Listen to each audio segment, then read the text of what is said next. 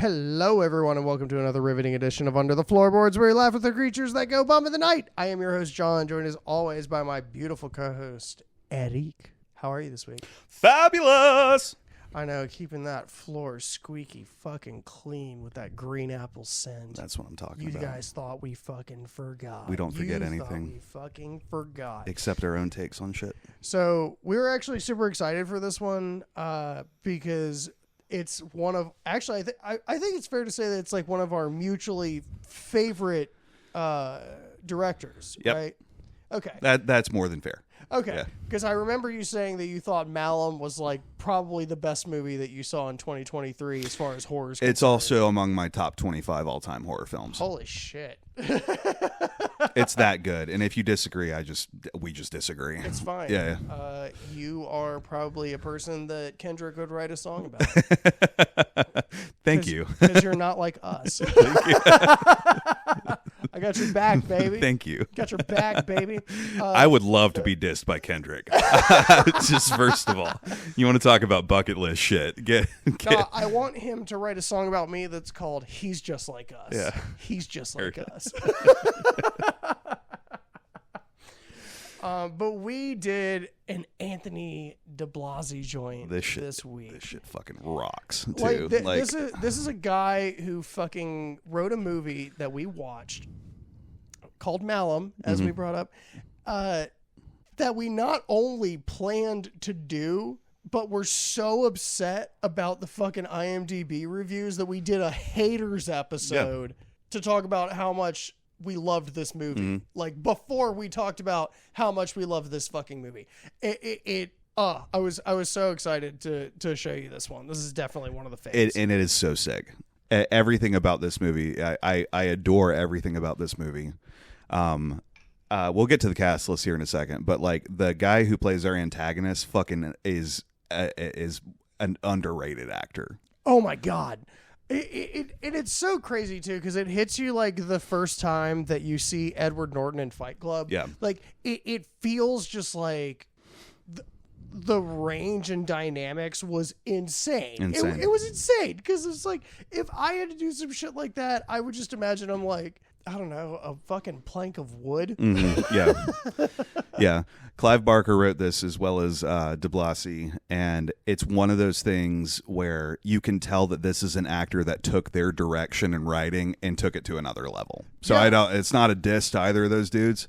Yeah, because it was, I guess it was based on a short story by Clive Barker. Okay. And then Diblasi wrote the screenplay for it because he was like, dude, Clive. Yeah. Right? Am I fucking right? Yeah. Yeah. And it's just sick. So we did Dread. Yes. Oh my God. First impression is I love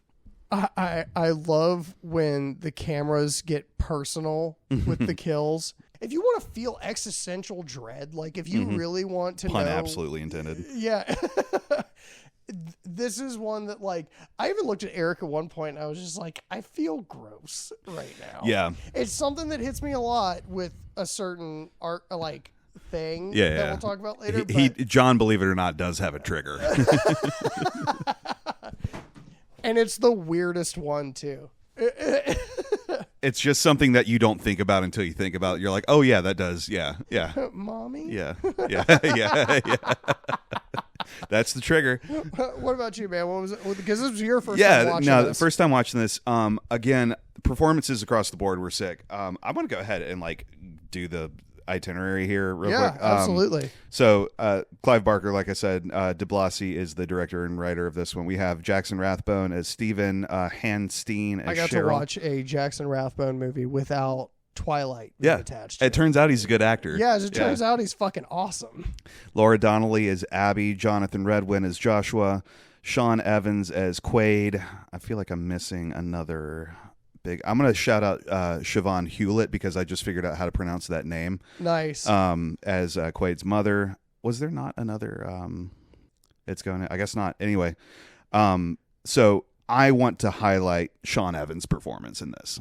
As Quaid. Yeah, absolutely. This dude, like you said, the dynamic range, I think the comparison to Edward Norton in Fight Club is well deserved.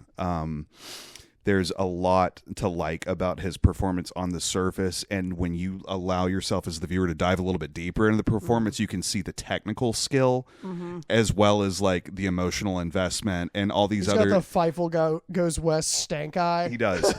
Yep. And he kind of looks like Tom Brady. And like, there's Tom Brady. Why do you look like a gay Tom Brady? So we'll talk about his scenes when we like dive into the plot and shit. But I don't know that I've seen. What was the budget on this movie? Do you know off the top of your head? I don't. If it's a Diblasi film, I feel like he probably got a decent amount for it, but I'm sure it wasn't anything exuberant. Like, this is still essentially, I mean, it's 2009. This is like even I think this is pre-Twilight, right? Yeah, 2009 was Twilight. Or 2008 was Twilight, if I'm not mistaken. Okay. So Jackson was probably the budget. So that was what I was going to say was Sean is like whoever is listening to this and gives a shit gets my endorsement as like that bang for your buck guy, probably. Because holy shit, he deserves to be paid more, obviously, and you should pay him more. But this was an outstanding performance. Yeah, movie's fucking sick. It made me feel things. For Dread. Well, like was that one of them? No, because again, this is one of those movies that it's not that it's scary, it's that it's just deeply uncomfortable and in many ways relatable, I think. Yeah, no, I kind of see where you're coming from. I do think there were some elements of this movie that like I wouldn't recommend this to anybody. Yeah. You know, like I feel like I could tell somebody like, hey, do you like shit that's fucked up? Right. And if they're like, hell fucking yeah, brother, then we light off the fireworks and shoot them at our neighbor's house. Like, yeah.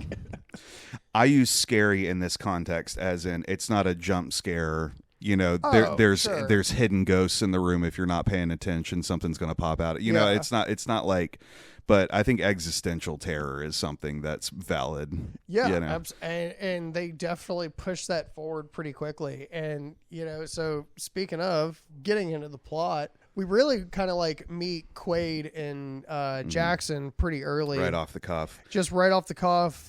He is in, or I guess they're both in film school, but I couldn't really tell. I was under the impression that Steven is kind of like looking like, I feel like Steven was the guy that was like, I'm going to call him Jackson too. It's fine. Is that dude that is kind of just looking for the job that's going to give him the break at this point, right. You know? You're going to be the next Scorsese. And you can tell that, because that interaction in particular, you can tell that Steven thinks highly of himself. Yeah. And maybe that's the genesis of why he decided to get so deep with this dude who's clearly fucking mental. You know, I'm sorry to stop you. No. It was the whole way through this movie. And this is my only gripe with it is if I met somebody that did like a 16th of the shit that Quaid pulls just in their base friendship. Like I feel like if you have to ask yourself, why are we friends? Then stop asking that question. Right. That's it. It's that Kings of Leon lyric. If you're looking to run, you've already ran. You know, it came full circle. Yeah. Yep. There's Kings of Leon in this movie. Yeah, there is. Yeah.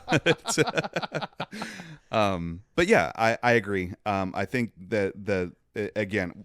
Okay, I'm going to stop. We'll get to this part in a minute. I don't want to jump too far ahead. Sure, but essentially the idea is that they're going to do a film. This is per Quaid. They're going to do a film that involves getting people to explore their deepest fears or recount their deepest fears. Dread. Yeah. In a I guess they it's do like, say it in the movie. We get to say it. Yeah. I think it's like a I didn't realize we needed permission. It's pretty crazy that for $3 a month you could own both of us on your computer at any point in time for our Patreon. And who wouldn't want to do that? And who the fuck would I can't imagine own why. Me? Yeah, I know. Mommy? I know. Anyways, so that was our early plug. But we meet essentially our main characters. Mm-hmm. You know? And there's only a handful. Yeah. Which is awesome. Eric Thank you. was elated when he saw the cast list for this. It's a powerful story for like how few characters they really have. I agree.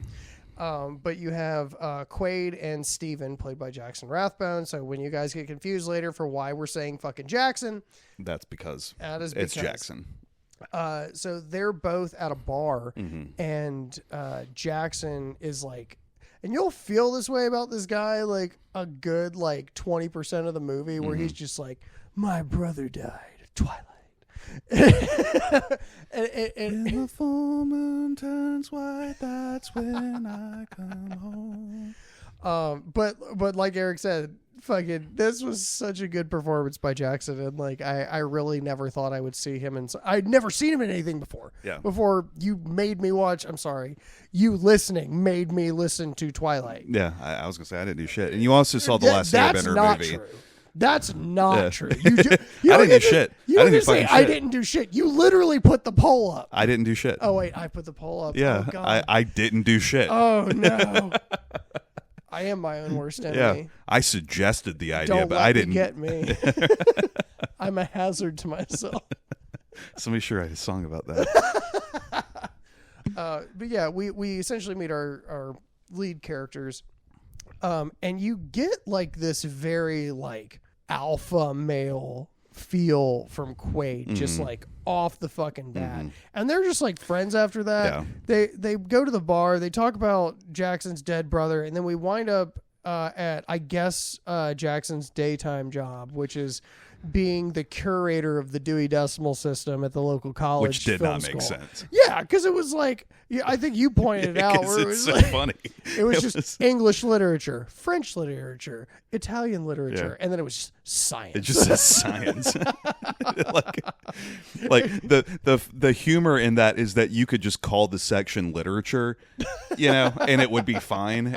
But calling science just science, there's the sub-archetypes of science and the genres, if you will, of science don't exist in a greater scale than French to Italian literature do. And I feel like we talk about this where it's who we would be friends with and who we would not be friends with, predicated on how they act as human beings around you. Definitely. And in this scene specifically, it made me realize more than anything else that's happened to me that I am in my 30s. Because the girl that Abby, who works the library with Steven Jackson, Steven Jackson, motherfucker, Steven Jackson. Anyways, this was gonna go on a whole other fucking weird road for a minute. That's the Patreon content. Yeah, that's the Patreon content right there. You can hear him do Steven Jackson impressions for 30 extra minutes, which is a white impression of Steven Jackson doing Samuel Jackson. But she comes in to I guess the break room, and I was like, damn, there's places in Amazon that don't have break rooms, but fucking I guess the library at this film school had to shell out the extra $20,000 for this room, for that 8x8 room of And Abby walks in, and by the way, guys, I don't want to talk about this a lot in this episode, but Abby has I guess reverse vitiligo for white people, and she has this streak that goes around her eye, down the right side of her body, or doesn't matter which side. Both sides matter. Anyways, she comes into the break room and looks over at Steven, is like, hey, the cops are here. They're asking me about where you were last night. After they just had some playful banter about I don't even know where you were last night. Yeah. No, but she's flirting. I went out last night. She wants to release his beast kind of shit. Nice reference. You don't even go when I ask you out. You went out last night? That kind of shit. Yeah. And again, this is the whole tie-in for me feeling like I'm in my 30s, is Steven stands up and he walks out of the door, which, first of all, I would be hiding if someone told me the cops were here and they want to know where I was at last night. Not because I even did anything wrong. Yeah. And he walks out the door, and Quaid from earlier is standing on the other side. You see an arm go up, and he puts finger guns to the top of his head and pushes him over a little bit. If someone did that to me as a 31-year-old man, I would kill that person just out of fear, out of my own existential dread that another man just fucking. Like I know how that feels. I can't even tell you. I know how that feels. Let me tell you a story real quick, listeners.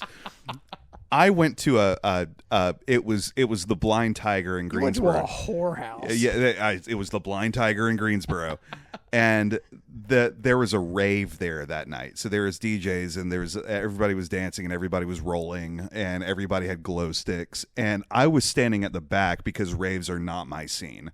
I was there with my girlfriend who needed a night out and was probably going to cheat on me if I didn't take her out. Raves are the place to do that. I know. I don't know what I was thinking. I took her to where she was. I took her to where she was going to go either way. I'm standing in the back, bored out of my fucking skull. It's like 25-cent beer night, so I'm just like every chance that I get to go get a refill. Turn the faucet on, Chief. Yep. And I yawn. I didn't know this was like a non-negotiable. Like I committed a fucking cardinal sin at this rave. But when I yawned, some fucking 5'4", leprechaun looking motherfucker came up with his like big thick framed hipster glasses like I needed an album recommendation or something, and he stuck his finger into my gaping mouth and pulled it out as I closed my mouth and said, gotcha, and just left. I was my blood pressure level skyrocketed. All of that alcohol went straight to my brain. My dick died. Do not put your hands or your fingers anywhere near my orfi. It's just weird. It's just fucking weird. It's weird to just touch people. It is. It's weird. It's to fucking just touch weird. People. I was disgusted. I felt violated. I felt dirty, and just all this kind of shit. And it was just because, anyway.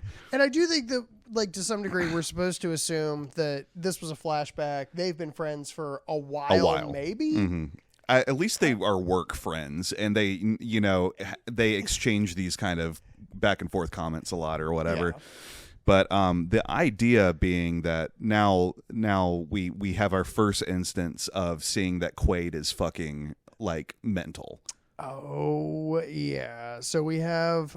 So by the way, what matters for this getting to know Steven is his brother died in a drunk driving accident. In a very nice 76 Mustang. In eyeshadow blue. But I put my next note as trauma because it was just so getting to know Quaid. So he has this awful nightmare, right? So we've decided that we are going to make a documentary about existential dread. We're going to do interviews with people's most basic fears. I do want to talk about the guy that had a worm crawl in his eye when he was swimming. So we're not quite to the interviews yet. Okay. And it wasn't his eye. Well, it was his eye. Anyway, we'll get it. Doesn't matter. Yeah. But anyways, so we now know that Steven and Quaid live together, and at least they do now. Yeah. Well, we see the initial scene, right? Like, because I don't think this is even him explaining it to him. I think we just see the flashes of the story. And it's what we were talking about from the beginning. And it's Quaid's family gets home, and his mom's just like, "Are you tired?" And Eric's like, "Yeah, bitch, I was asleep in the car." And I was like, man, that's really insensitive to what's about to happen to this fucking guy. I wouldn't have felt bad. That doesn't make what she did okay.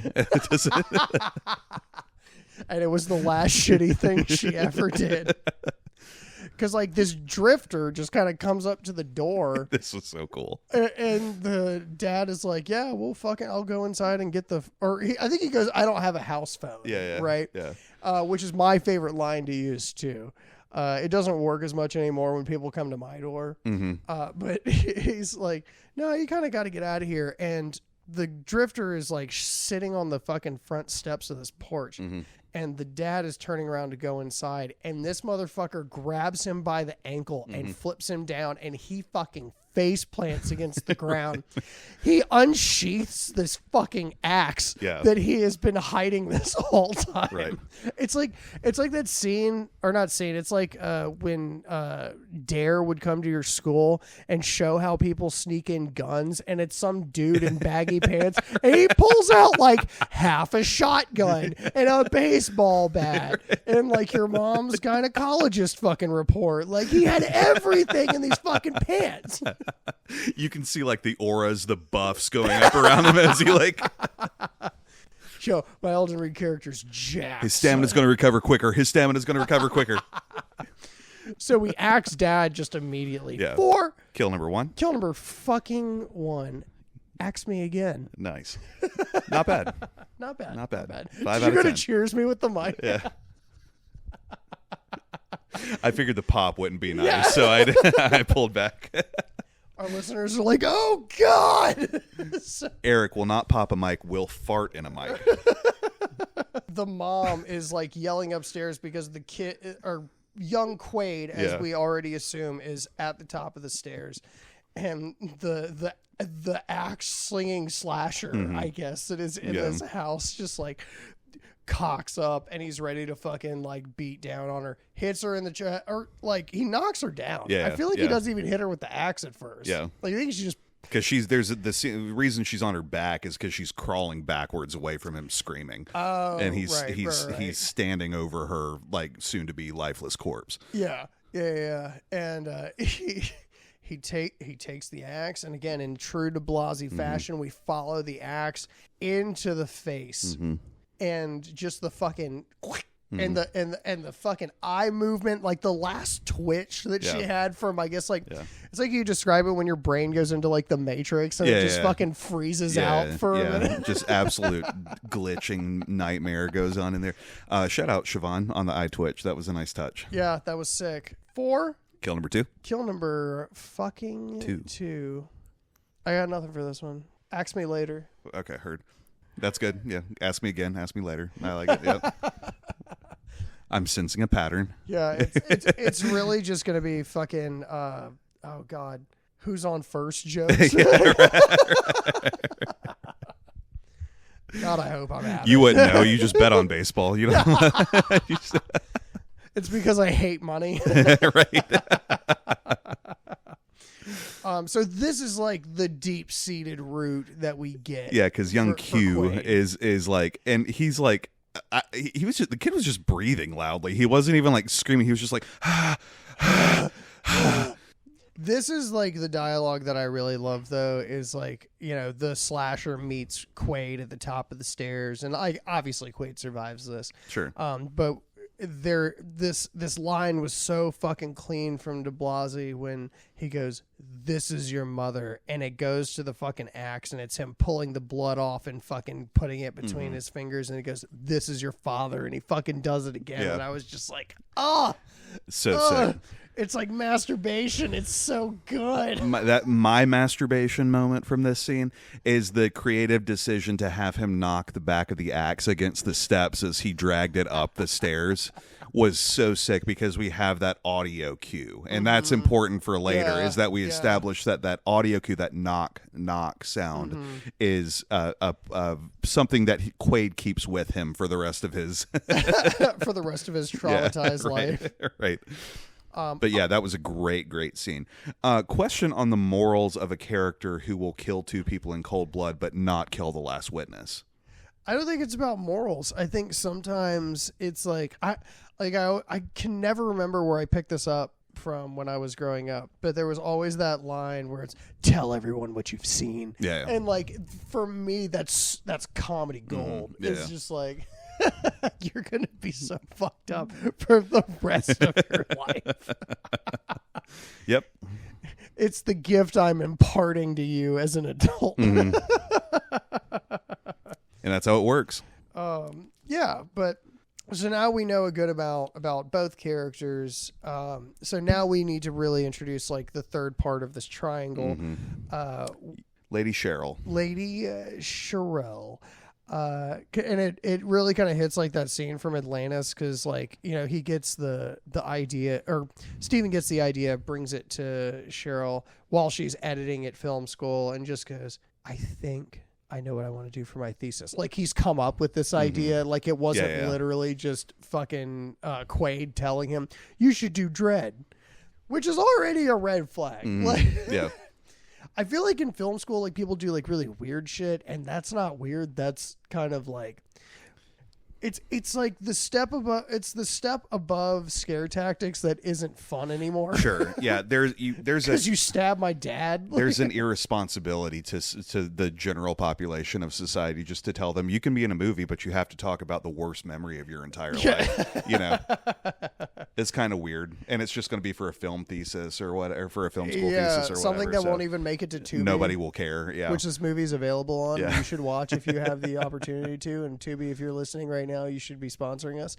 Anyways, Tubi's like, you know what? Yeah. Oh my God. Yeah. UTF. Yeah. Actually, you know what? I never thought about it like that. Have you guys thought about AI? And like everything just sets on fire. Yeah. But yeah, so we have this dude that we are like clocking already is just like, you just became a big fucking problem already. Obvious psychopath. Yeah. And we're introducing her character, and he's just, it hits like that scene from Atlantis where it's like, oh, I need an editor. Yeah, I need an editor. Right. So now she's part of the crew, right? And we kind of have this really weird, I put it down as weird times at the apartment shower. Oh, yeah. And it was just like fucking, I don't know if it was Quaid like jerking off in the shower while he was like, because he was like weirdly making eye contact in the shower with the back of Jackson's head. Jackson's backbone, would you say? Damn it! Yeah. I was saving that one. God damn it! You can edit this out. That's fine. No, that's inauthentic. And we're gay on this podcast. We're super gay. This is how I look at John when he's taking a shit. That's right. So we get to actually doing the interviews, right? And they were just kind of all over the place. Were there any that kind of like stood out to you? Yeah, it's the guy that talks about how he had like worms in his eye or something like that because he was like swimming in a lake, and it's that whole thing about like, you know, the parasite swims up your piss stream and enters your body or whatever. Everything you know, Animal Planet needed to teach me right when I about was like swimming 12.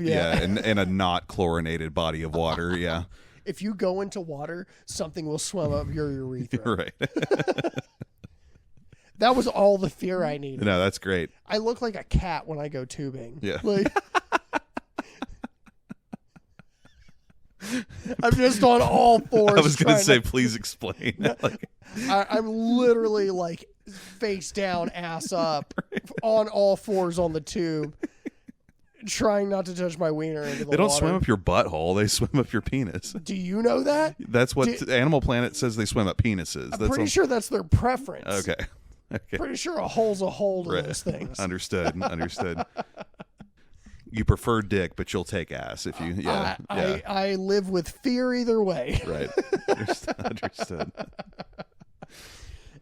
Anyways, basically the interviewees aren't giving. I almost called him Leslie Vernon for some fucking reason. Because you're thinking about how good that movie is. Aren't giving Quaid the fear. They aren't like, you know, isn't bringing anything to light that he finds particularly interesting. Yeah, I'm afraid of Dick. Right. I'm afraid of Mickey fucking Mouse. Right. I'm afraid of fucking Mickey Mouse Dick is kind of like how he surmised it. Which is partially true. Yeah. So Cheryl is kind of like, oh yeah, the girl that's like, I hate moisture. Like, I was like, when I saw it the first time, my first thought was like, I hate being a woman. Right. Like, tell me you've never like been turned on in your life. That sucks. We have like a deeper problem to talk about than your fear. Your biochemistry is failing you. I'm sorry, you were at fucking Bible camp. Yeah. They told you all you could do was the butt stuff. Taylor Tomlinson, touch nothing but the lamp. Got it. I feel like she's got some trauma that I really need to hear. Oh, I promise you. You would love to hear her trauma. I really need to hear it. Yeah. But anyways, there were just like a bunch of fucking weirdos in this one that just kind of, notably in this one, there is a guy that is kind of like the pinnacle moment of fear that they kind of latch onto. And his fear was he got hit by a car when he was young and it made him deaf for 3 years. I don't know how those things correlate, but I assume it's because your ear bone's connected to your spine bone. And your brain bone, your Rathbone. God damn it, it was right there. And I missed the second one. God damn it. Anyways, so mark him as an expendable character. Yeah, right. In this movie, Right. It does, however, pique Quaid's interest. Yeah. Quaid is dialed into this one. Yeah. But because like you said, we go back to the editing room and it's just like, I'm afraid of ass water. I'm like, it's just one of those things. It's just stupid. Yeah. And he's like, we need to take it to the next fucking level. And like the best part to me was like the whole time I was questioning, does this guy even go to film school? Like I know that Steven does. Yeah. Because he's going to be the next Scorsese. Yeah. And I know that Cheryl does because she is taking the task that would make me probably kill myself at the end of the day as an editor. Editing actual film. Yeah, editing actual fucking impressing physical fucking film. Yeah, it's insane. And they're like, whoa, dude, you need to like calm the fuck down. And he's like, give me your fucking watch. What? No. It's and this is like true Diblasi fashion too. Is like it was so funny to me that the watch is literally a reference later. Like the way it comes up later was fucking hilarious. But I just felt like in this scene it was one of those like we are now learning the other piece of the triangle. We are learning about Cheryl and her trauma. And as we saw earlier in the film, she's a vegetarian. And I guess that matters because her father used to work at a slaughterhouse growing up, right? Yeah, and I was listening to the subtext and I may have missed this, but was there any molestation involved in that whatsoever? No. Okay. So the genesis of this for her was that it was the smell of the blood and the iron and everything. And it just death. It was her watching her mom go to sleep alone every night and her trying to get herself to sleep at night knowing those things were going on in her mom's life, and you would just hear the boots come in and smell the shit. It was all a visceral every time she opened up the fridge or the freezer, it had just like fat and animal parts in it and things like that, and it's just like Yeah, so that's her trauma, and like I looked at Eric after she was done explaining, and I was because the shot was on Quaid, and it was just like, I am so fucking hard right now, and you can feel that through most like you should take a shot every time that you think that he has an erection in this film. Yeah, because you'll probably get wasted. You're gonna have a really good night while watching a really good movie. Yeah, exactly. So now, I just want to announce to our listeners who are still with us that I'm going to go for the hat trick here in approximately 25 minutes, and I just want to mark this so when I get there, Please continue. Yeah, absolutely. So now we have like a little bit of character building. We have the scene where Quaid is like, I don't need these pills anymore. And he flushes, or he pretty much like dumps his Ativan and everything else that's in his fucking medicine cabinet into his sink and just turns his sink on. And the sink is overflowing at this point with, Ativan. Right. And water. And you just see Jackson Rathbone standing behind him. He's like, hey, so I wanted to talk to you about the film and stuff. And you're watching it from the mirror perspective. And I'm just thinking to myself, does he not if I'm paying rent here and you're just talking to me while your faucet's running, I'm going to stop talking to you. That shit ain't free. It ain't free. It's also not a good way to dispose of medication. Just in case anybody has, questioned that. I'm out here trying to make sure that everyone has the antibiotics that they need in their water so that they are protected from COVID. And so now the next thing we have is like there's this nightmare, right? Nightmare. Now your nightmare comes to life. Which is a pretty fucking intense nightmare. Yeah. This is also one of those scenes where I'm really looking at Sean and like, oh, he can fucking act. Oh, so. Absolutely. Because the premise of it is he goes into a room down his hallway that has the child version of him sitting in a pool of his mother's blood. And he's like, he's acting his ass off. He turns around. And the killer is in the house and honestly, this was a type of linear dream that kind of made sense to me. And he runs into Steven's room and he's just like, Steven, wake up! Steven, wake up! Right there. Yeah, there it is. He's getting his powers back. I'm still clutching that hat trick. You just wait for this. It's my cock to it. It's me conducting these abilities, but. Anyways, so Steven is like laying in bed and the fucking obviously Quaid's got his back to the door. He's like, the killer's in the house, and it just shatters through the side with the axe, and he's just like, oh God, no. And it's they wake up, and then the irony is that Steven's actually going into his room and fucking Quaid is living in the epitome of a flop in his room. And it's so funny because Eric was just like, dude, put some sheets on your bed. He's got this fucking stained bare ass mattress with his naked junk rubbing up against it. And we know where parasites enter. And it's the urethra hole. Right. The mattress has got a fuck hole in it. You just said hole. It's just disgusting. Yeah, and I will say, like, I love the lighting in these. Like, it feels very reminiscent of Saw. Like, there's a lot of those greens, those fucking like sundown fucking yellows. Everything kind of is shit. covered in bacteria. Everyone's dying. What's that Guardians quote where he's like, if you turned a black light on in here, it'd look like a Jackson Pollock painting. or whatever. I don't know if that's the artist or not. I don't care. I feel like that's Parks and Rec. Jackson Pollock. Aziz Ansari? I know. I don't know. He should have been called Aziz I'm Sorry. Yeah, that's true. It's true. Nice. Coming at you, Aziz. Fuck you, Aziz. You're already in a hole. I can't wait for his diss track. Right? What the fuck are you talking about? That's so funny. I can't believe you're talking about me. Guess who? Aziz Ansari. Or Chris Rock.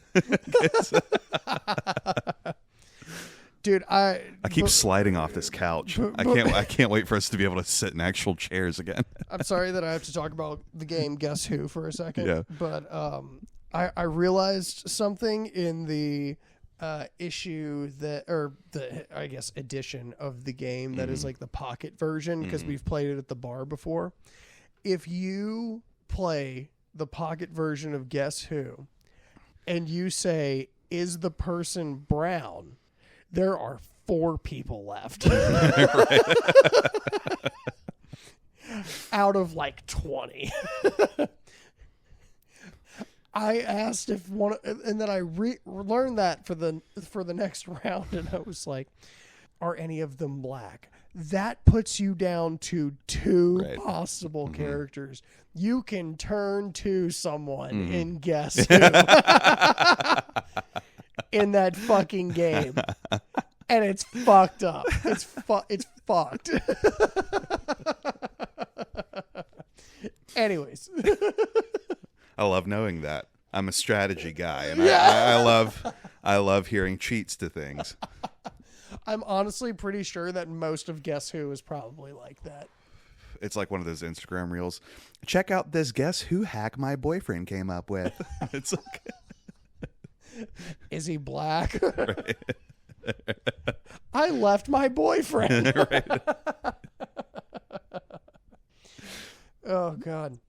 Anyways, so now we're at the strip club, right? And it's kind of I think the big things that kind of happen here are we find out. So at the beginning of this film, we know that Quaid is an artiste, right?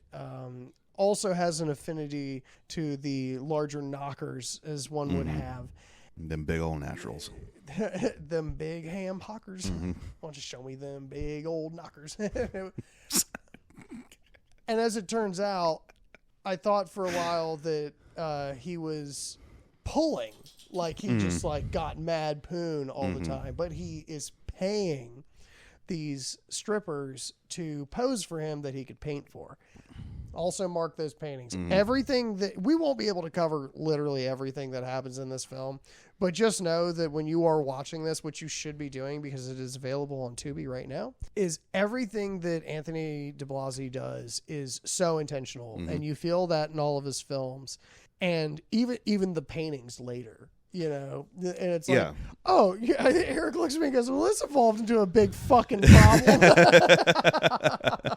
Because the line that he says is, just real quickly, is like, after I'm done with him, I destroy him. Can't have all those eyes looking at me all the time. It's like, lie detectors have determined that was a fucking lie. This is going to come back around, isn't it, John? So, anyways, we learn about the fact that he has been paying these strippers instead. He's not pulling. He's not fucking Fabio. He is just and he still pulls in this movie. Don't get me wrong. I think he's winning in this movie. I'm pretty sure he's still having sex with them. Yeah. I don't know if that means that they are prostitutes now. That's why they say sex worker. Yeah. It's a blanket term. Right. It covers all the bases, and yet not all of them at the same time. That's awesome. Anyways, but while he is in the strip club, he is having visions of the killer. Like, obviously, he is across the haunted, table. Right. And not in the sense of the bear, but like he is being haunted by the slasher of his past, right? Yeah, and this is one of those scenes where I was cracking up because of anyway. But the killer across the table from him not pushes his beer bottle over, and instead of beer pouring out of that Michelob Ultra bottle, it was blood, which is what comes out of you after you drink Michelob Ultra. So I like that detail because I know that means that shitting blood. I know that means that Diblasi knows, and I appreciate that. While this is happening, the girl on the table, these cuts start appearing on her body, not unlike they would if she was being murdered by an axe murderer. If she had been getting stabbed 47,000 times by an angry ex or something, a cucked husband, perhaps. Ooh, it just got personal. But again, none of this is happening. So he rises from the table, and she is backed away from him, like, "Oh God, did I make him gay?" I still get paid, right? And he exits the strip club, and it's apparent, if it wasn't already, that this guy's completely off his fucking rocker, and he is probably doing this film project maybe in his own sick, twisted mind as a way to relate to people. Because again, we're pretty sure he's not in film school. Yeah, right. He's just along for the ride that he created. Right. So I put my next note as awkward interview with Face Girl. Yeah. Face Girl is diabolical, dude. Jesus Christ.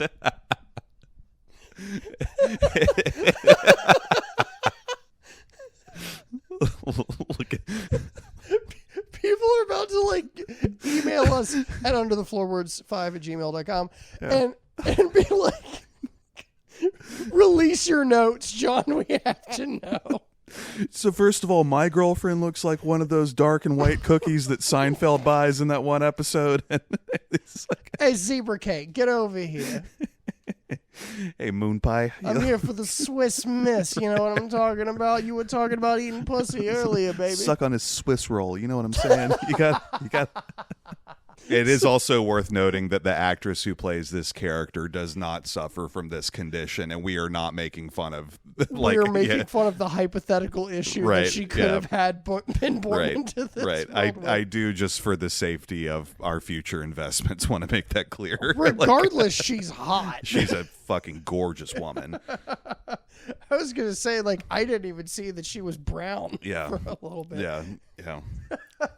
Dude, the lighting in here is fucking wild. I can't even. So this interview is happening because earlier we have this exchange between Steven and Abby, who is the girl that I know you guys know who we're talking about now, and she wants to do an interview for the Dread documentary, and she's just kind of like, you should come by yourself. right. And he's like, yeah, totally. Yeah. And the fucked up part of all of this is he knows. I know that his character knows. I know that he knows that she wants to fuck him. Yeah, that's why they made that joke about the date earlier. You never go out with me. Like you know. Yeah. Everything Diblasi does is intentional. So he comes over with the camera and they start their interview, and it's really sad. She talks about like the first time that she realized that she had something to, is the way she put it, something to be ashamed of. Yeah. And it was, which is fucking that, and it's only enhanced by the fact that Abby as a character is a total fucking sweetheart. Yeah. That it's just heartbreaking listening to her tell a story. Anyway, she is an incredible character, and honestly, I wanted to wait to talk about this until we got to this point. Yeah. But this was fucking diabolical because the way that this story is told to me was Anthony Diblasi destroying what is the purity of a child. Yeah. Because it's like taking something like a child just asking a question that's supposed to be silly because it's something completely that they don't innocuous. understand, and just being like, why are you ugly? Essentially, is like what the person is receiving from this. And I was like, that was cold, man. Like, Face Girl doesn't deserve that. She works in a library, so she Facebook. Is that? If she falls, is it always a face plant? Right.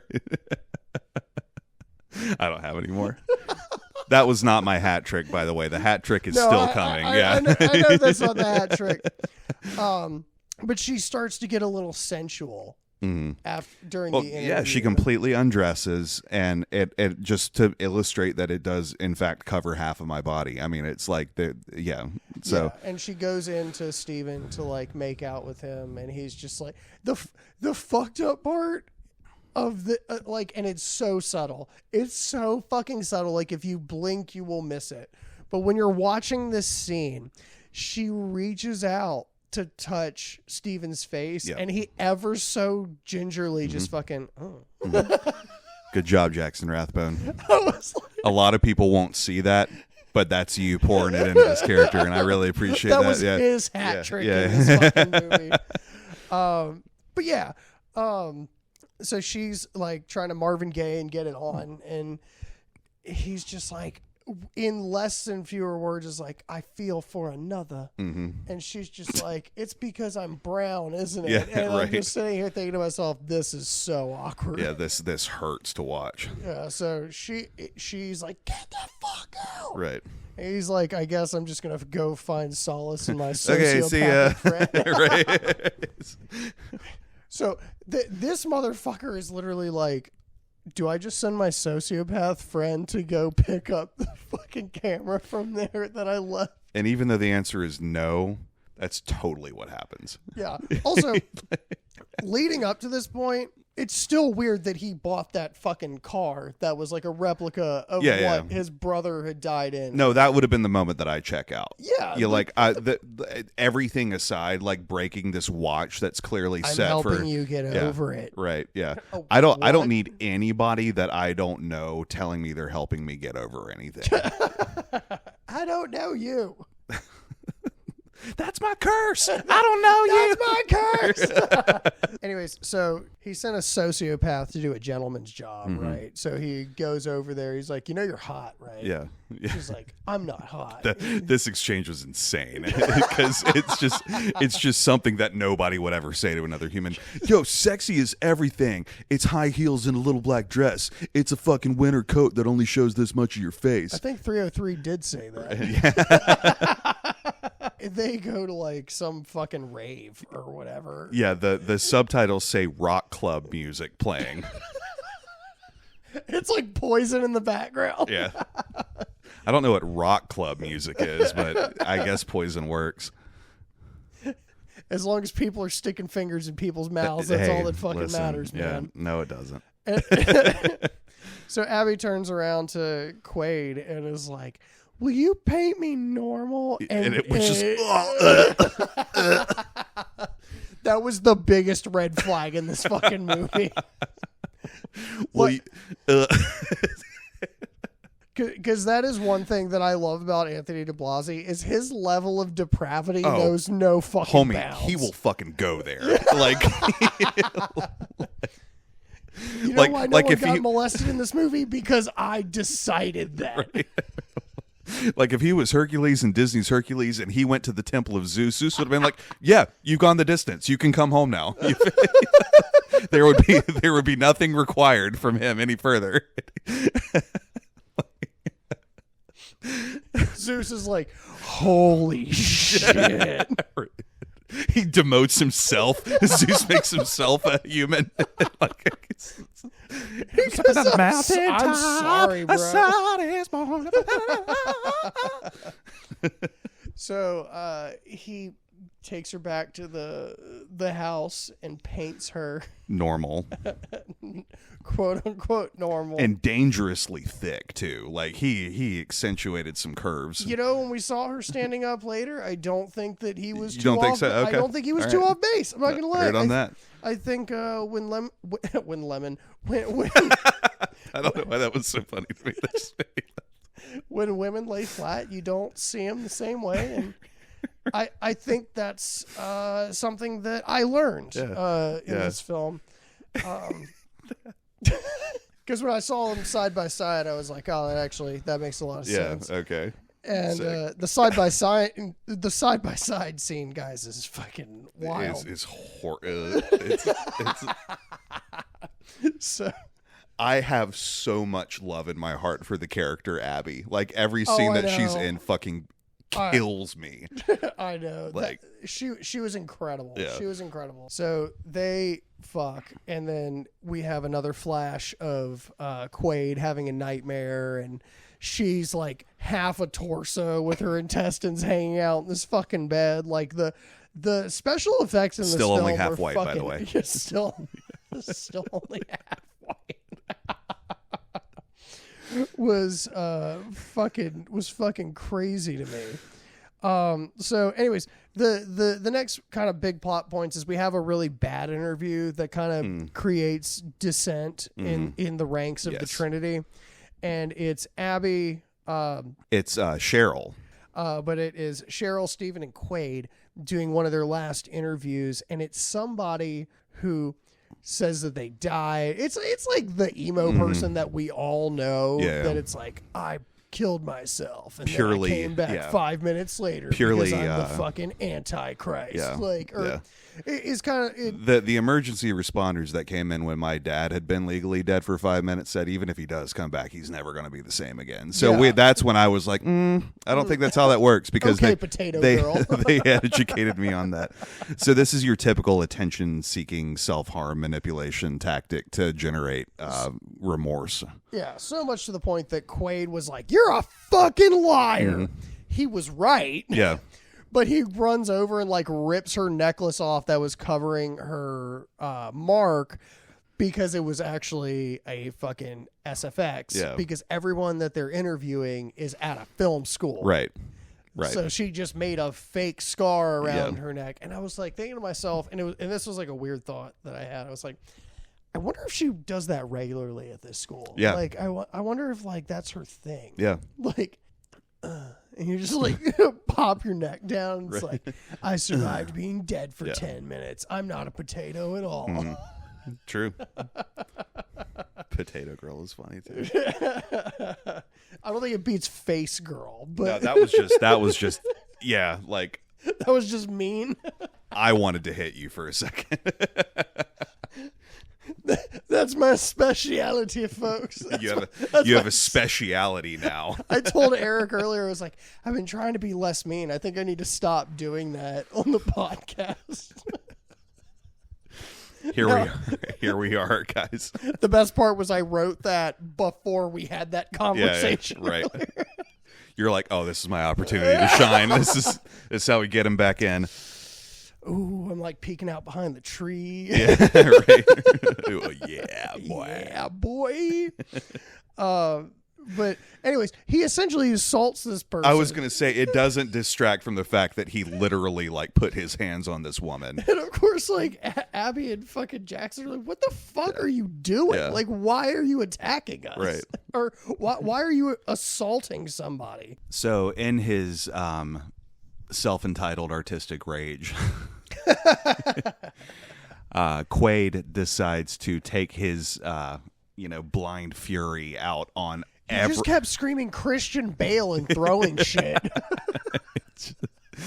He decides to destroy literally all of the equipment that they have that is being used for making this movie, which is just insanity. I mean, I don't even I get why that was necessary for the plot, but I don't even believe for a second that somebody that cared about making this movie would have done that in whatever state of emotional distress they were in. It was a prop camera. They went to Michael's and got one of those foam green blocks. And just painted it with camera. They got the spray paint can from the same place. It just says Nikon on it. I always love that running joke in Looney Tunes and shit, where they would do checkered colored paint to paint the wall. Because I was like, hey, that's not how it works. That's funny. Yes. Well, it's not how the train entrance works either, but apparently it works every time. Right.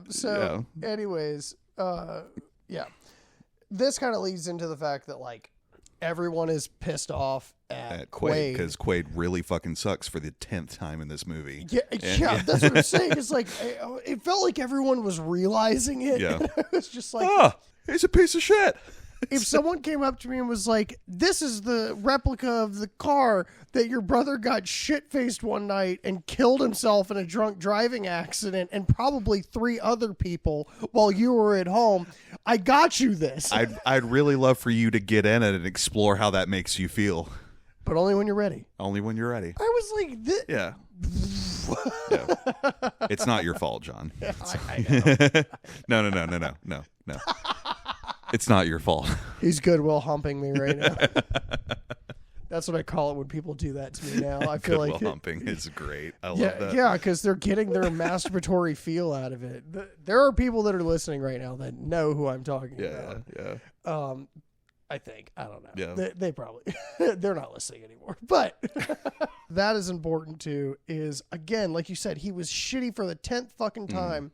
And then Steven goes to school and someone's like, "Hey, the grades are up." And I don't get this was confusing to me too. I don't get anxiety, but I couldn't imagine my teacher posting everyone's grades for their final thesis. For their thesis. Which is probably whether or not you fucking pass. Whether or not you get a degree in film school,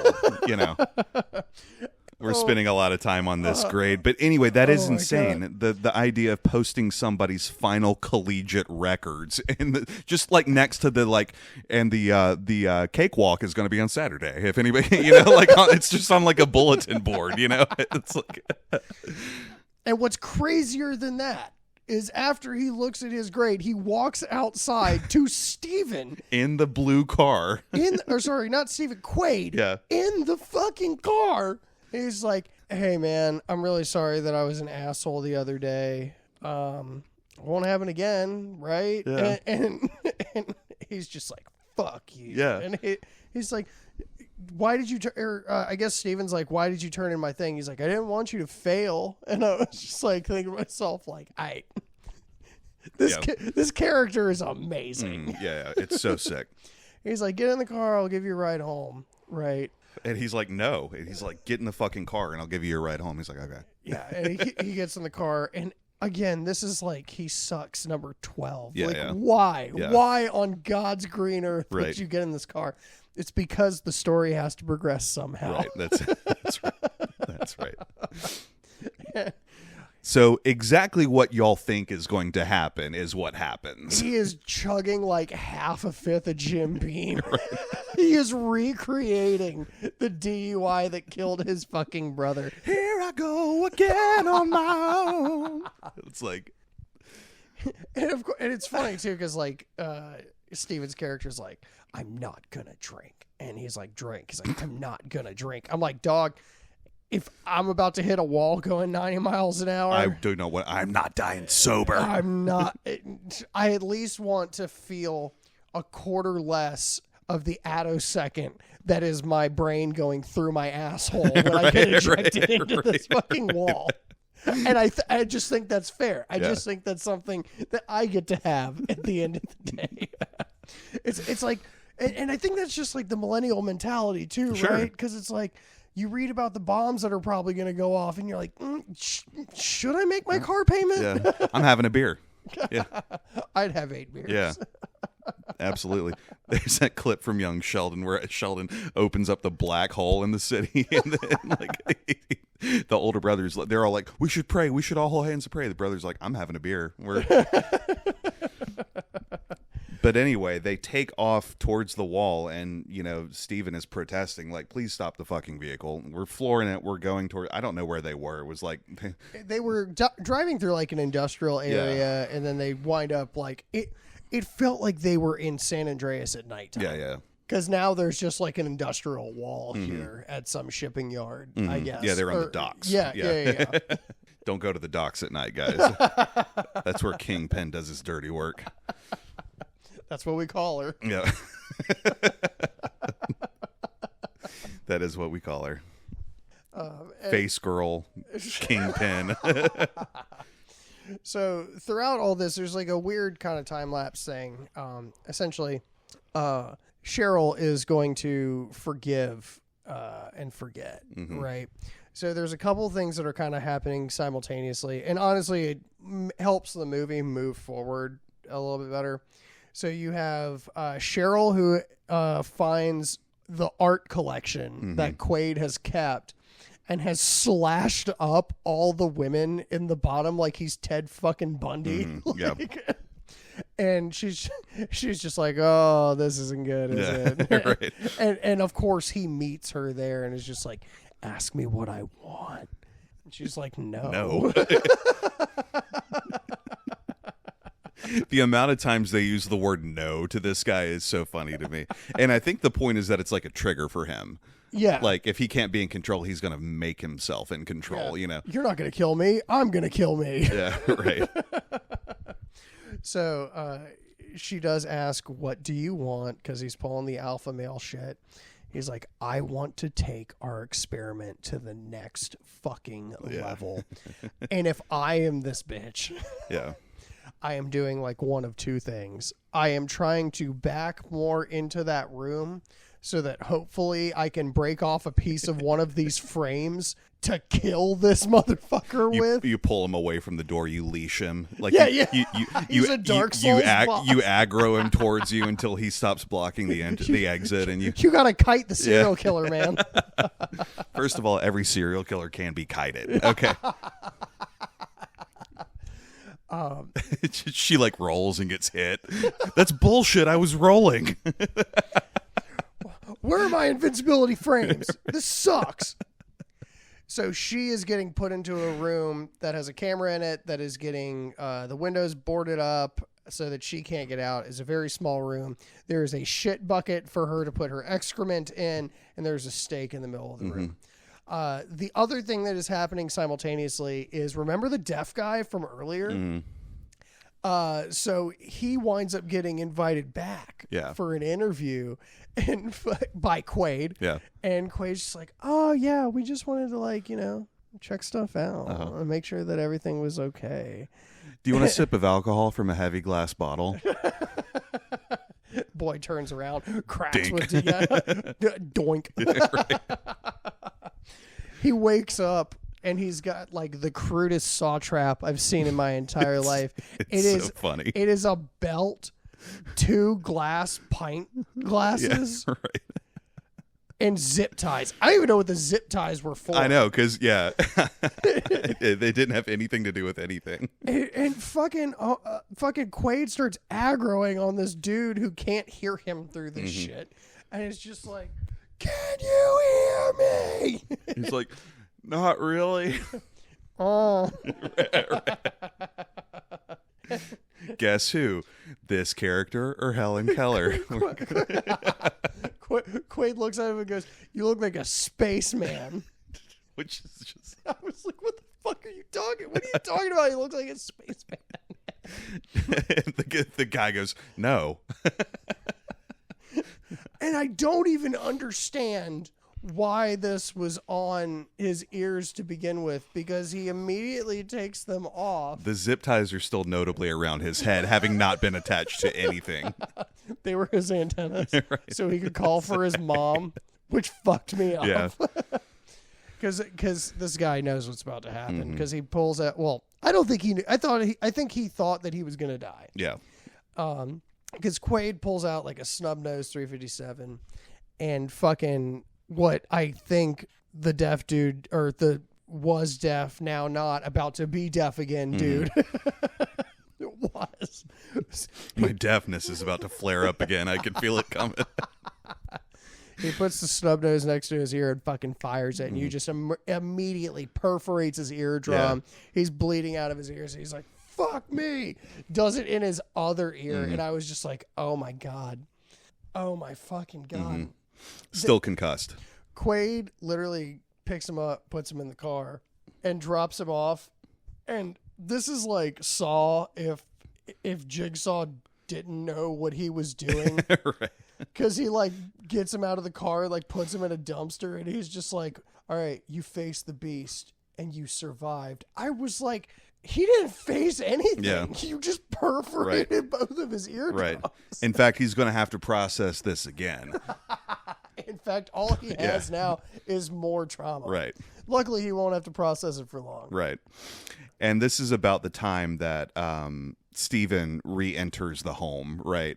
Because he's, at this point, he's like, had enough. We need to confront this fucker. And, you know, right, so what happens is, I forget exactly what the exchange of events is, but like he ends up tied to a chair in front of a TV screen, right? Okay, so we have to talk about the reason that he does this. Okay, go. Because the most important reason is what happens to Abby. Okay. Because Abby... Oh, yeah. We haven't even talked about Abby yet. Yeah, this is why he comes back to the house. This is the darkest scene in this entire movie as far as I'm concerned. Oh, it's brutal. And it is... And we're about to laugh about it, so I hope you fucking enjoy. So it is Abby, you know, face girl from earlier, calls him up and is like, hey, I'm about to go home for the summer. I'd love to see you. Da, da, da, da. And he's like, yeah, I'd love to hang out with you too on a totally platonic level. and he gets to the school and they're like going to, I don't know, the cafeteria. I don't know what people in college do. I didn't go. Yeah. And they're walking through the hall and it's just a random room, I guess. And they're walking past it. And I guess everyone that is in film school, which is all 38 people, are like trying to funnel into this dorm room where there is a flat screen on, which makes it weird that she was still using an RCV, but that's a whole other thing. Oh, for real. But anyways, and it is a scene that you hear through the crowd is being broadcast on the college channel everywhere on campus right now. So you remember when Face Girl got painted earlier? Yeah. So they took the video. Got painted normal. So she walks in, and it's the painting that we see that he had made of her.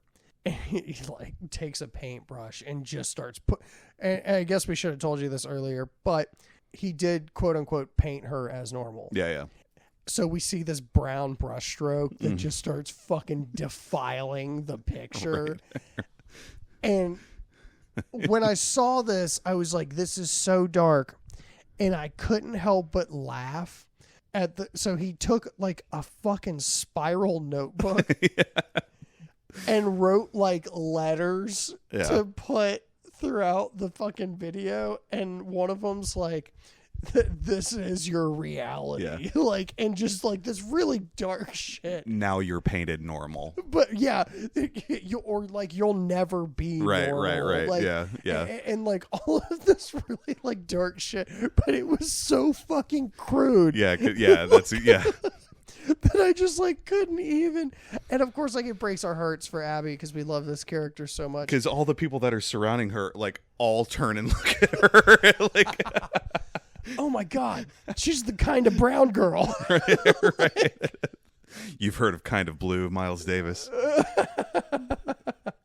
So she does the next best thing you can do, and that's wash her skin with bleach and steel wool. To try and get the, God, the brown out. Like all I could think of is the fucking Wu-Tang commercial from fucking Chappelle Show. Yeah. When fucking Method Man's in the toilet.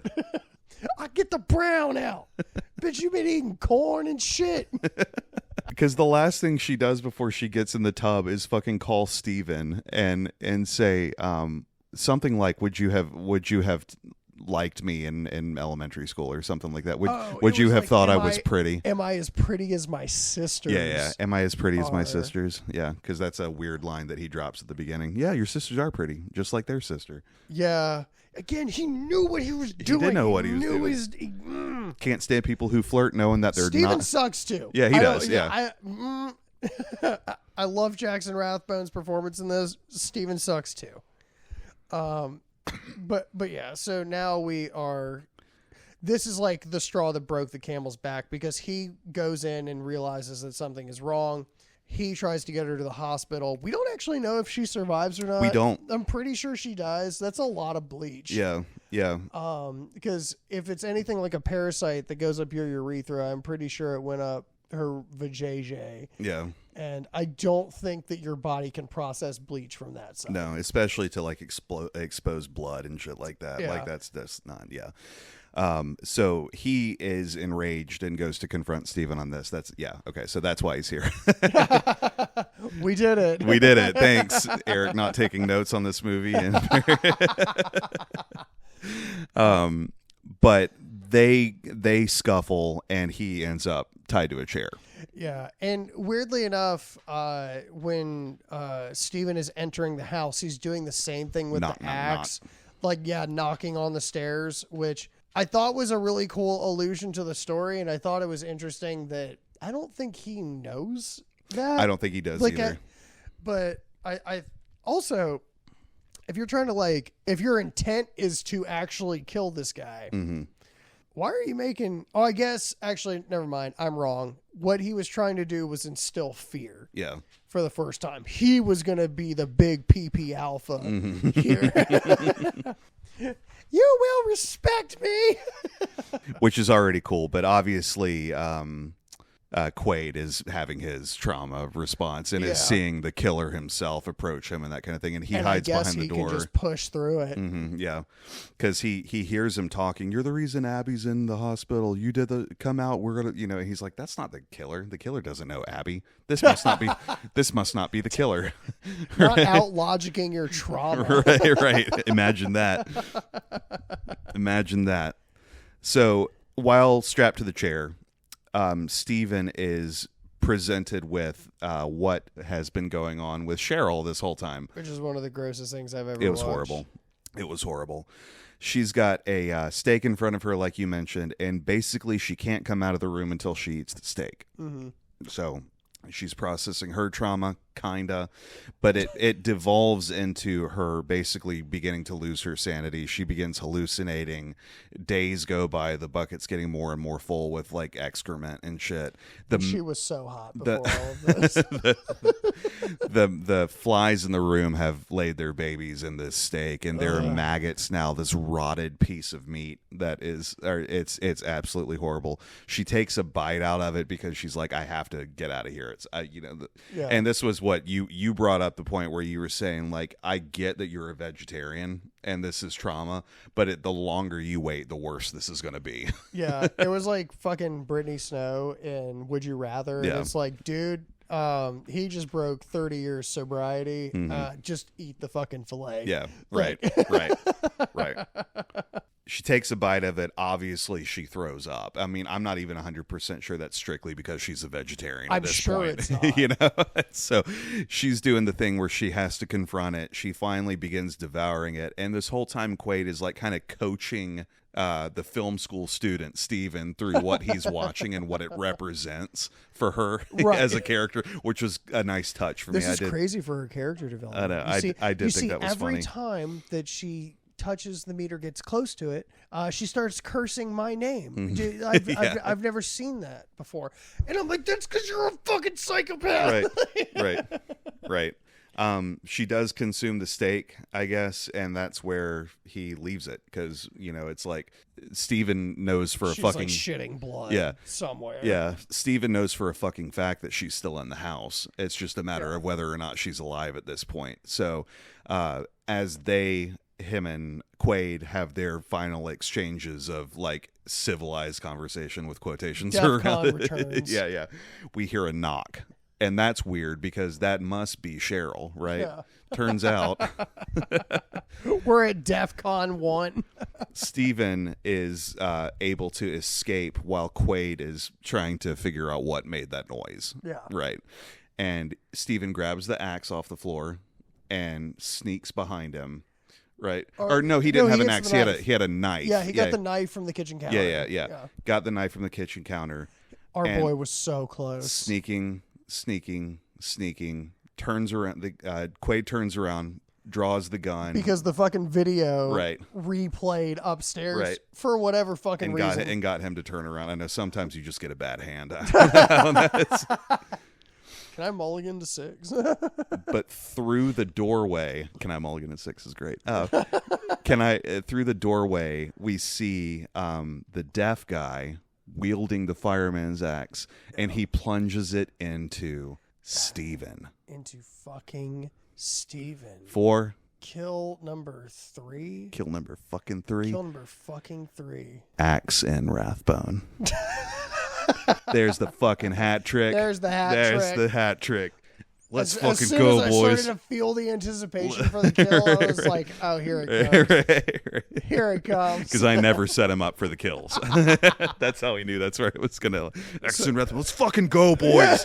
Let's fucking go. So Helen Keller's just giggling over here. Which was hilarious to me. Because he's just like, oh, you dead. Yeah, like, right. Because why would he? Like, he didn't even do anything. Why would he be laughing? There's not a lot to criticize about this movie, but I don't know why he would be laughing at the fact that he killed the wrong guy who's still clearly in his periphery can see it's still standing there. So since he's deaf and also dumb, he never looks behind him. Right.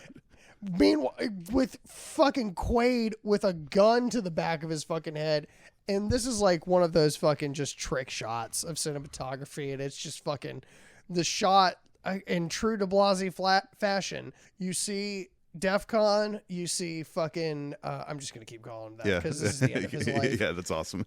And we see Quaid behind him, and then the blood just splatters everywhere when he blows his fucking brains out. Right. I loved what happens immediately after this. Also, 4. Kill number 4. Kill number fucking 4. You want to make it 3-1? I didn't hear that coming. Nice. Well done. He's like the Edmonton Oilers. He's going to keep trying to come back, and and John knows what that means now because I hurt. Yeah, right. Just like my wallet and my ass.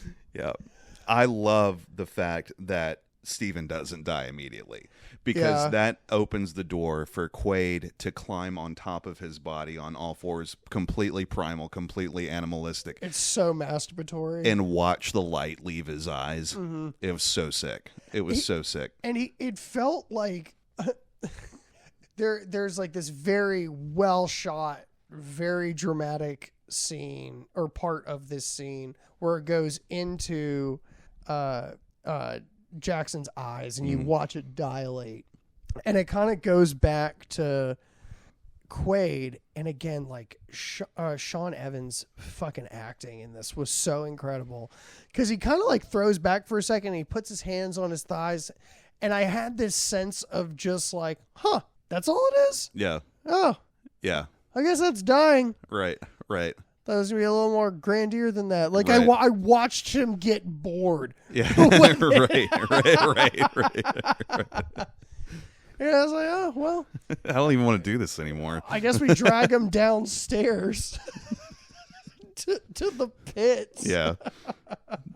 To the painting chamber. To the painting chamber. Yeah. we get to the bottom, and of course I don't think anybody that was watching this film didn't see this coming. Yeah.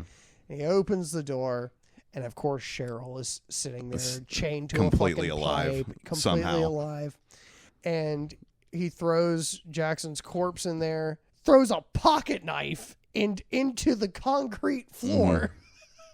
Like Magneto or some shit. Eric called it, which was great because I had seen this film before, so I love watching when moments like that happen. You're like, you look at me and go, well, I wonder how long it's going to take for her to eat through that. He looks at her and goes, I wonder how long it's going to take for you to eat through that. That's why I love watching writers write like I would write, because that's exactly what I would have made that character say too.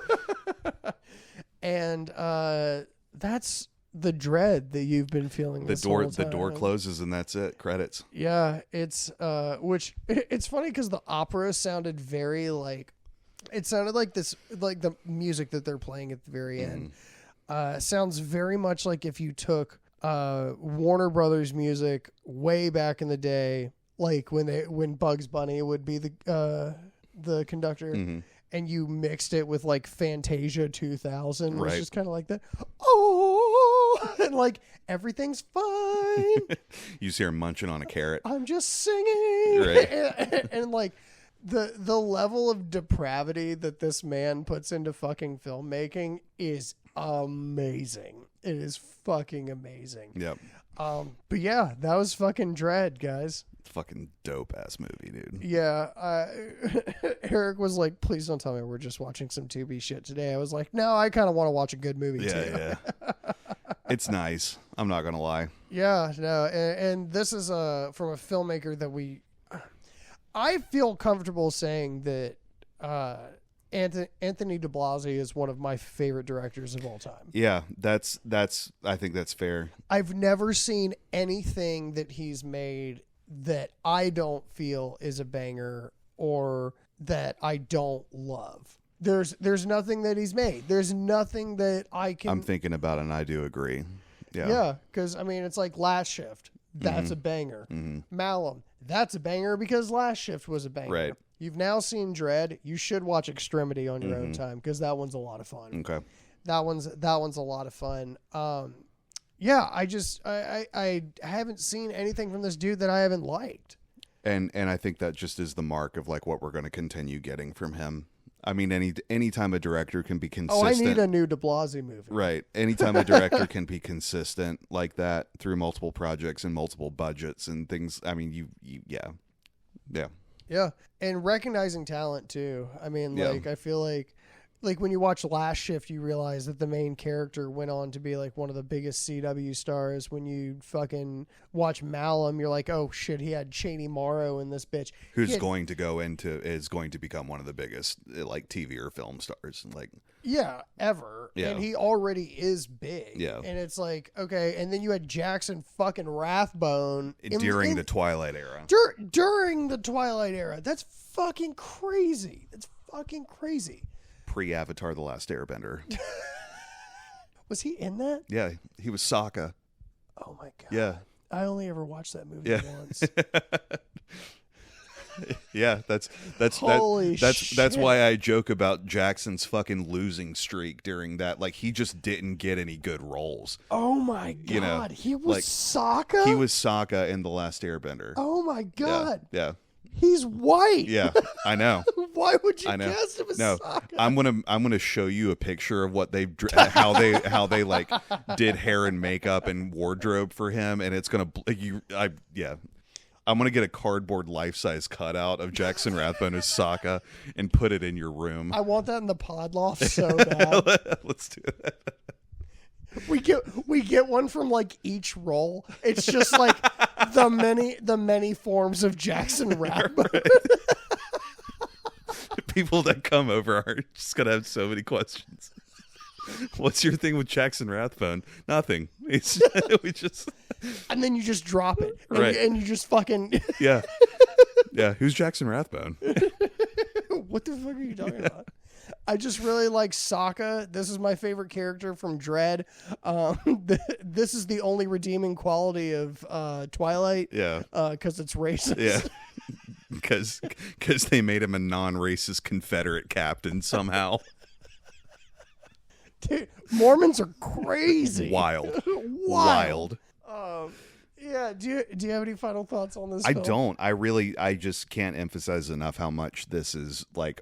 I was talking with him about how every time we do final thought, it's always, hey, it's a good movie and you should watch it if you think you might be interested in it. But that's kind of what that's how I feel about it. I mean, you really like, if you have enjoyed this episode at all, like, go watch the movie. It's sick. It's fucking crazy. And if you're also, I fucking love Abby. I just want to say that one more time. Justice for Abby. Yeah, 100%. Like the way I would have, like that girl would have had an absolute chokehold on me if like we were friends. You know what I mean? It's like there's no version of me that wouldn't have gone out with Abby. So I just had a thought. Yeah. Of people get like movie tattoos. What if you got a tattoo of Abby? Yeah. And you just do her fucking mark down her body? No. People like, why did you tattoo blackface on yourself? Right. The fuck is wrong with you? No. Have you seen the movie Dread? No, we haven't seen the movie. What the fuck are you talking about? What the fuck is Tubi? Right. They have a tattooed blackface character in this movie. What are you talking about? I love Abby. I love me more. Let's put it that way. Yeah. I get behind that. Yeah. I love you more than Abby too. I think my only final thought on this is like, I love Anthony Diblasi films, and I was excited to share this one with you. And again, like, it was just nice watching a really good movie, and we'll actually hopefully be talking to a certain somebody that had to do with this film and all the films we talked about relatively soon. It's Jackson Rathbone. It's not. He still hasn't responded. I did, and this is like the last thing I will Did you say. slide into Jackson's DMs? I absolutely got drunk one night and definitely messaged Jackson Rathbone and was like, hey man, like, I just want to let you know, the first thing that I ever saw you in that I really liked you in the only thing ever. was Dread. I was like, you had a next level fucking performance, man. Like, fucking cheers on that. Yeah. And of course, I'm getting left on red. You got Jackson red zoned. Okay, that one's good. Nice. That was good. That was Nuxworthy for those of you who can't see it. Yeah. I think you picked it up. Nice. Now you're gonna have to pick up your asshole that you just left on the floor. I know that one was wet. That was that's like when you bet on you cash out on a bet with the Cubs in it, and then you realize that they're winning. I hate you. I literally did that because of you. I'm just saying the Cubs would never beat the Orioles under normal circumstances. He's about to check the score again when we get off. You're goddamn right I am. But thank you guys for joining us once again at Under the Floorboards. And thank you guys for joining us where it creaks, it cracks, and we laugh at the creatures that go bump in the night, much like your mom. I should have farted there.